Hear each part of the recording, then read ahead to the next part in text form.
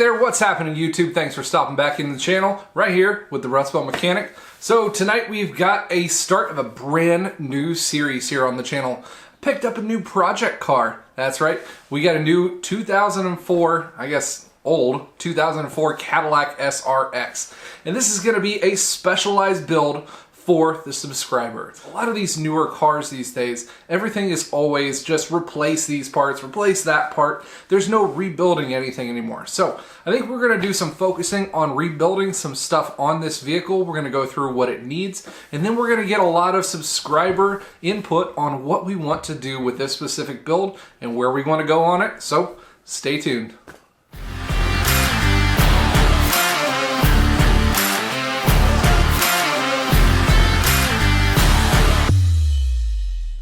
So earlier today I picked up the vehicle. It is a 2004 Cadillac SRX. Nice light gray model, pretty well loaded, leather interior, heated seats. Pretty much what Cadillac was back in 2004. Really nice suspension, 3.6 liter V6 all-wheel drive. So it is a pretty nice model. Thankfully, because it's been here in Ohio, usually things rust out really bad, but this one has actually been spared most part of the rust. It does have one little area of rust, but you know, we might address that one.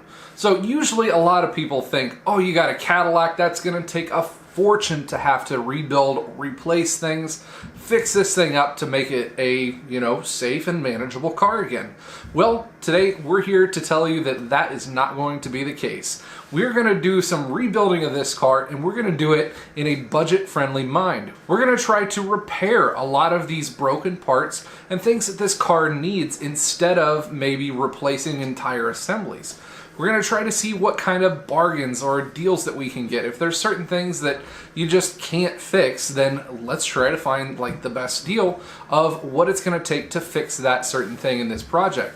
I know a lot of people who have Cadillacs, they're just, yeah, they always take them to the dealership and they just replace whatever they tell them to replace. Well, it's not going to be like that on this one. We're going to keep our budget in mind.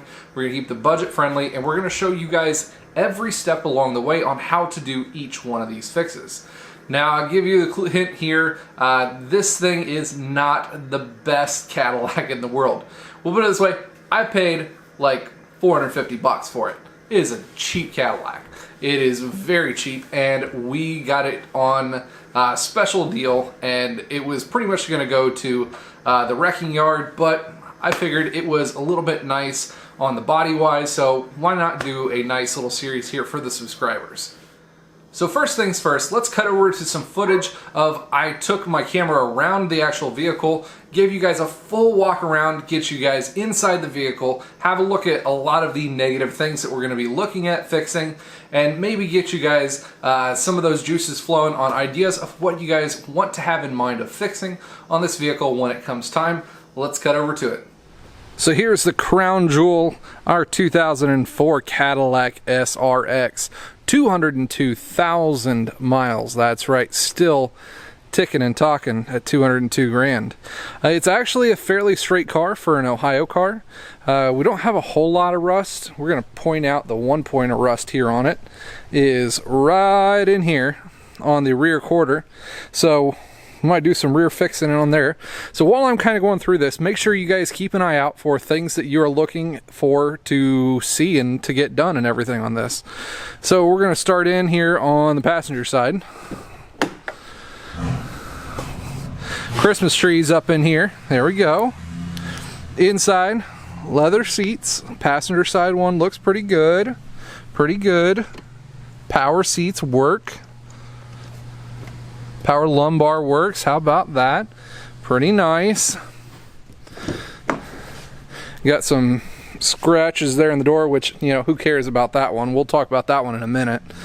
Now, in the back seat, we've got another little bit of issues here. On the passenger side, somebody decided to leave an aftermarket heated seat pad in here, and they said, well, it got left plugged in over the night one night, and it melted the seat. So one of the seats here in the back is totally melted. It is crisp, crittered. So All the other seats, they actually look pretty decent. No, you know, big cuts or anything like that in the leather. The leather looks pretty nice there. We just got an issue right there, so I don't know if we might look into, see if we can find a lower seat pad for this one, a lower seat portion, or a cover to try to recover it. The only problem with recovering is I don't think we can get any of the stuff off of that foam pad because it is melted to that seat pad. As we go on in here to the rear seat, this one does have the option for the power folding third row seat. Now the only thing we've got on issue wise on this one is I got it to go up once or twice, but aside from that, the switch or something, or maybe even the seat motor, has a short in it because it doesn't like to work all the time, and it dings at me up in the cluster. So not really sure what is the issue on that one, whether I'm just not doing it right, or we've got an issue in the buttons or the seats or something along those lines. But we've got that one is an issue to kind of worry about. Step around to the back. The lights and the LEDs and everything all work surprisingly. Does have backup sensors. We do have some paint damage and everything on the rear bumper here, but you know, who really cares about that one? Like I said, we'll talk about the paint here in a little bit. Onto the rear area, a little dirty, and like I said, with these stowing buttons, they don't really want to work for that one. The cargo cover is there. Well, should have left it in there. Yep, should have left it in there. HVAC does work in the back. We'll have that thing running here in a minute. It's not really all that dirty or anything. You know, the headliner looks fine. The lights and everything work in the rear HVAC. Blower motor works and everything back here. Pretty nice of it. Tires. 4 mismatching tires. Well, 3 mismatching. The front 2 are both the same, but the rears are kind of off. And here's a closer look at the melted seat. You can see that this old cover is just melted apart into that foam. So recovering, I don't know if that's going to be an option or not. We might have to just, you know, work out and try to find a foam also. Or maybe even cut ourselves a new piece of foam. You know, that's in the spirit of, you know, trying to fix everything. Funny enough, here was the culprit, the heated seat pad that destroyed it all. It is all melted up. Look how awesome that is. Hopping on into the driver's seat here. It does have a couple of lights on. Security light flashes quite often. Does not have any key fobs, but I'm sure we can find us one of those used. Power foot pedals, pretty nice. Power seats and everything, all that's working over here. Check engine light is on. So it's got some codes for some misfires and for some throttle position codes, and it looks like, we'll see here in a second, we'll pop the hood here. Get a look in under the hood.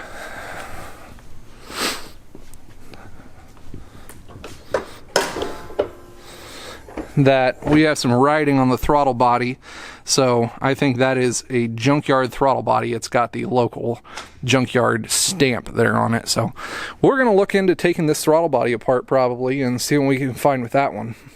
The other thing, major thing that we have to worry about is oil leaks. This thing leaks oil from both valve covers and leaks pretty darn badly. Down the front, down the sides, all over the place.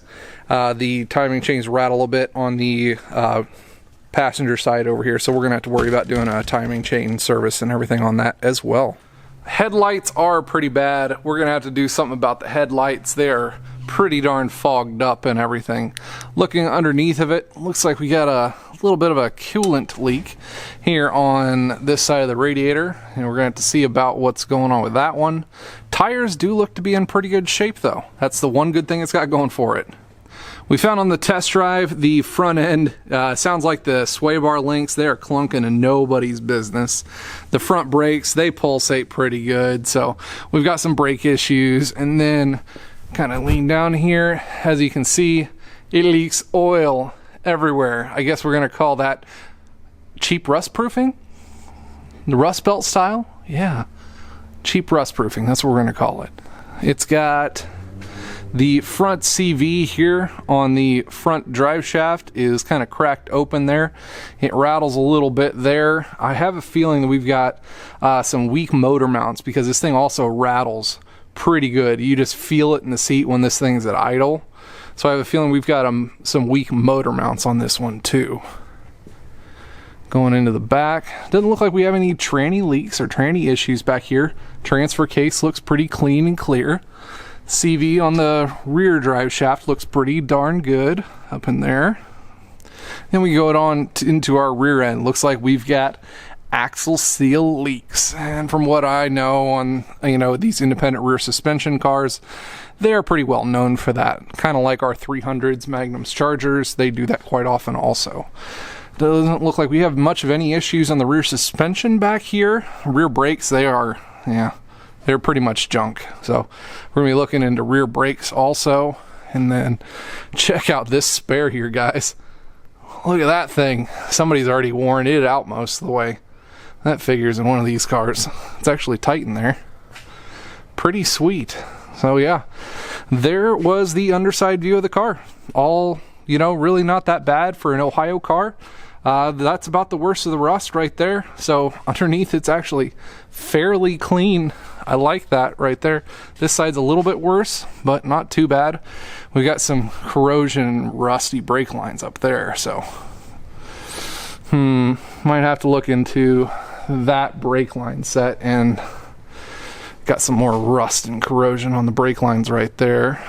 Let's see, where did those go? Up into that area where there's more corroded brake lines. So looks like we might have to look into some brake line sets in this. Oh, not that bad. I don't think it's that bad. Nope, not horrible. Fuel filter's unbolted, like somebody wanted to change it at one point, so might look into that one too. I'll tell you what, this thing is definitely not a peach. We'll say at best it's a wrinkly pear.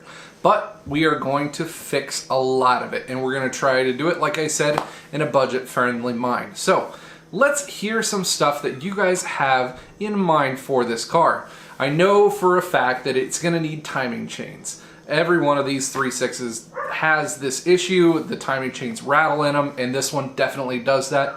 And with 202,000 miles, it is definitely overdue for that issue to be taken care of. So we got that one to take care of. Got lots of leaks. Got valve cover gaskets to do. The front cover is going to have to be done when we do the timing chains. And we also have a pretty nasty issue with a driveline slippage. When you get really hard into the gas, something slips really bad, either in the transfer case or the rear differential, maybe even one of the axles in the rear. So we're gonna have to find out what is slipping. Some kind of major driveline gear component is slipping, so we gotta figure out what that one is. We got a little bit of a hum in the right rear, wheel bearing, something simple along those lines. And then obviously the seat issue, and as well as the power rear seat issue. So we've got a lot of those things, and if I missed anything when I did the walk around, please feel free, point those things out, and maybe bring some things up in the comments below on what you guys want to see, maybe in what order, on what kind of fixes we want to go through, what kind of diagnostic processes we want to go through, and maybe, hey, we want to see this taken apart. Let's take it apart and see what's inside of that. Leave that in the comments below as well. This is going to be a build for the subscriber. If you guys vote for it, that's what we're going to end up doing. Like I said, I don't have a whole lot of money in this one, and we're not going to be spending a lot. So keep that in mind when we're talking about this build. Now, cosmetic-wise, I'm not really going to be worrying a whole lot about this vehicle right now to start off with things. But down the line, I do have some ideas of some stuff that we maybe could do as just something to try. We've been doing a lot of stuff lately with Raptor bedliner. Who knows? You guys think you want to Raptor bedline this Cadillac? I haven't seen one of those, so maybe that might be something to do. Do you guys want to do something different or weird with the suspension, or do we just want to kind of rebuild it to factory standards and maybe do a flip up series? Do we want to just get this thing fixed up to where it's a nice car for somebody, flip it, and go up to the next car and see what we can flip up to? Maybe you guys want to try that one? So let's leave those comments down below and see what kind of a direction you guys as my subscribers want to take this build, and I am pretty excited about it. I'm not gonna lie, I haven't bought a flip car or any of these just fixer-upper cars in some time, and I'm pretty excited about being able to do that. We got lots of tools here at home. I've got some extra time at the shop on the weekends, so just looking forward to doing this extra little project, seeing what we can make out of it. Also for this project, I know that we are going to run into some things that which you just can't rebuild, that it just comes up like, wow, that is really broken and there's no way we're going to be able to rebuild that. We will be actually looking for a lot of used parts and maybe junkyard parts or pre-owned things. So if any of the subscribers have something in mind, or you're sitting on maybe some of those parts, I'm definitely open to that, because we're going to keep a tally on the budget on this build also, just to be able to show people that having this kind of a Cadillac, if you guys are looking around for some of these parts, they definitely are out there to be able to be found, and it is going to be still a manageable build. You don't have to be worried like it's some 14-year-old BMW that you're never going to find a part for in the first place, and if you do, it's going to cost you maybe an arm and 2 legs. So we're trying to get away from that one, so keep in mind of the budget-friendly stuff, and keep in mind that if you guys have some of these things that we might be looking for, just hit me up either on Instagram or email me at therustbeltmechanic@gmail.com.